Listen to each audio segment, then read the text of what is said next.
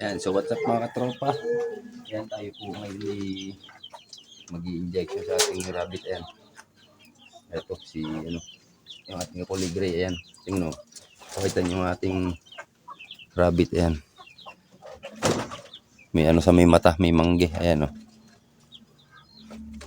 Ayan, gagamutin natin. Ayan. Injection na natin ng ivermectin. Tabakalaki.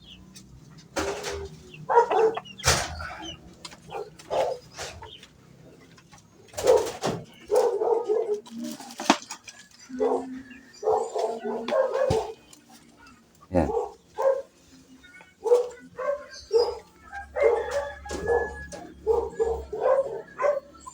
Atin pong gagamutin yan.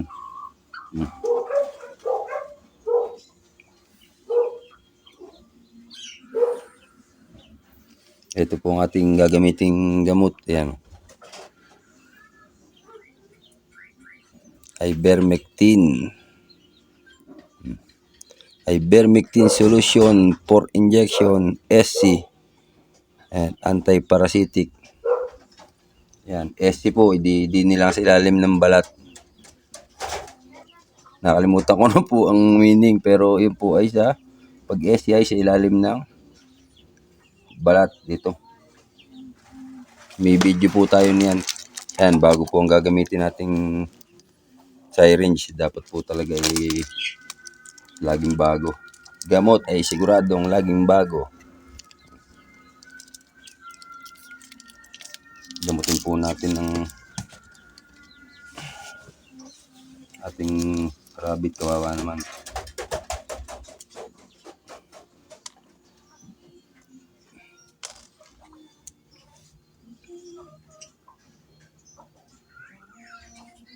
Hapon po tayo magbibigay ng gamot kasi po ay pag umaga mainit po sa katawan nitong gamot.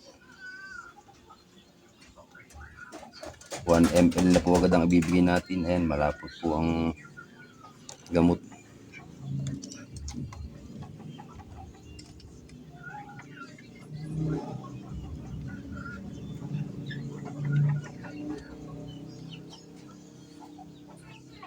$50 lang po pala, 50. Hindi pala pwedeng 1 ml, masyadong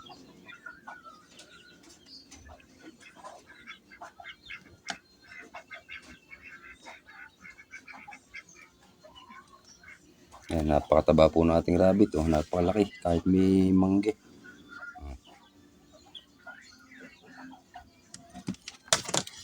Dito ka lang.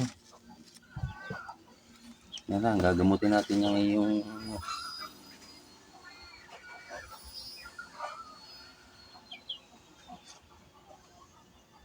yan, masyadong malapot yung gamot. Alugin muna natin.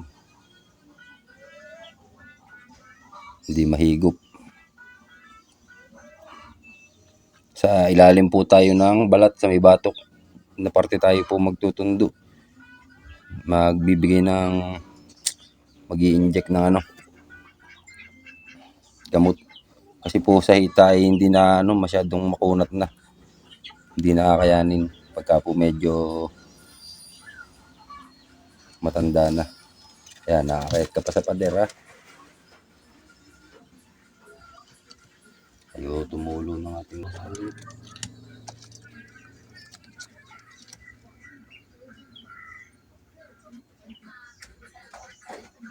Tagal pumatak ng ating gamot.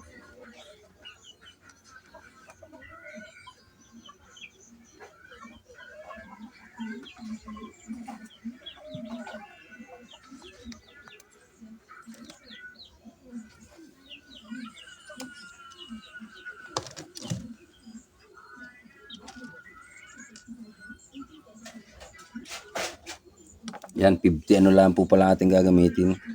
Hindi po 1 ml. Ayan. Yan po ang karayom ang pagtutusok ay tuturo ko po ulit sa inyo ang pag-inject. Meron po ang naka-slant na part ang karayom. Yan, yun po ang ating ayan. yung medyo naka-park na naka-slant. Yan, ito po. Medyo ano po yan, medyo maliit lang kasi ang karayom yan.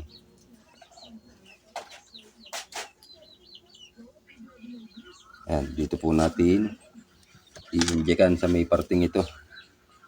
Yan, hihilahin po natin yung balat sa may parting batok. Ayan, tapos pa-slant po ang pag yan, hindi na po yata ako marunong.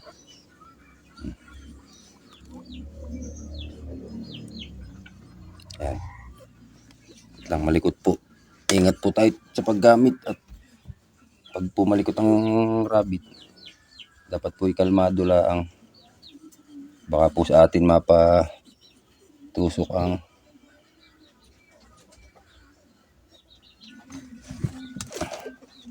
yan, masyadong malikot po siya. Pagpusin po muna natin. Yan, no?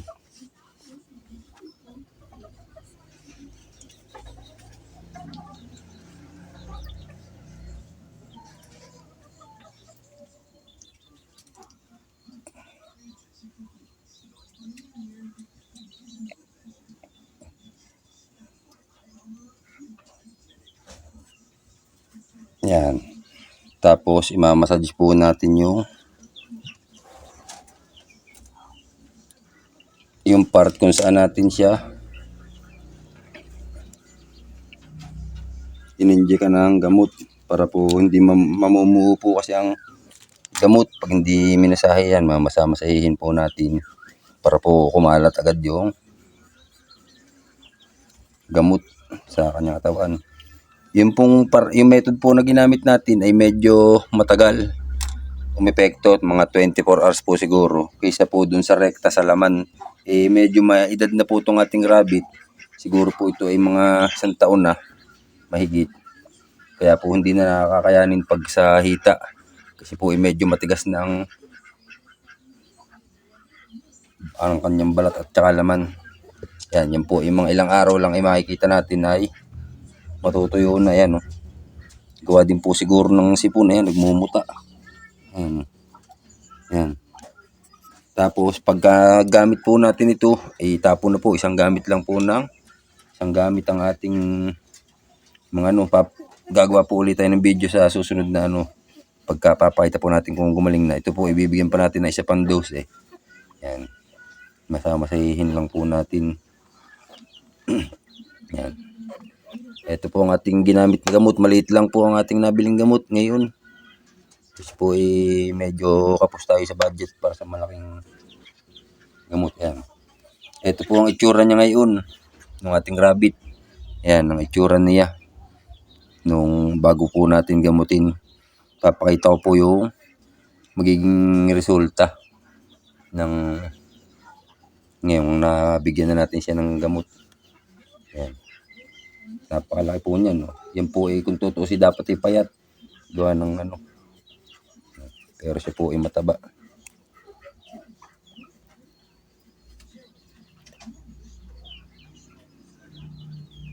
Yan. Medyo malabo lang po ang hindi masyado makita yung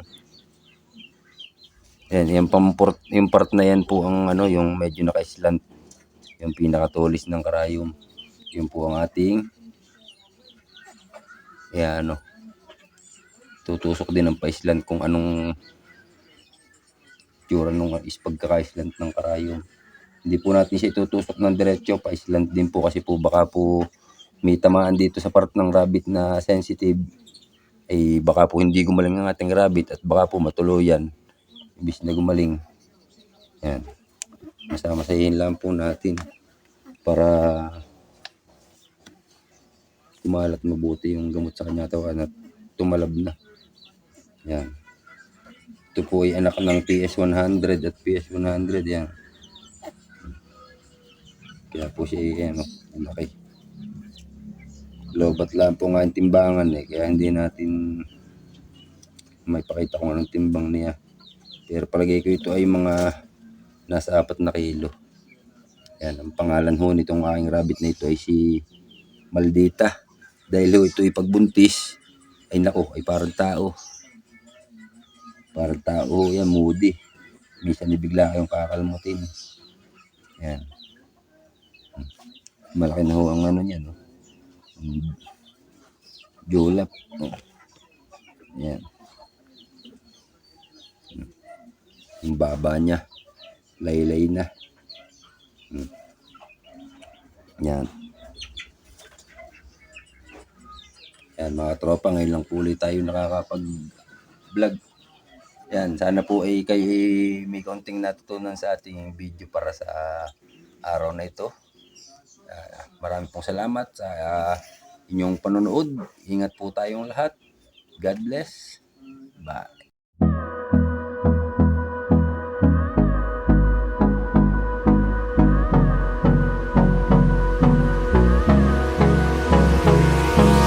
Hold me close till I get up. Time is barely on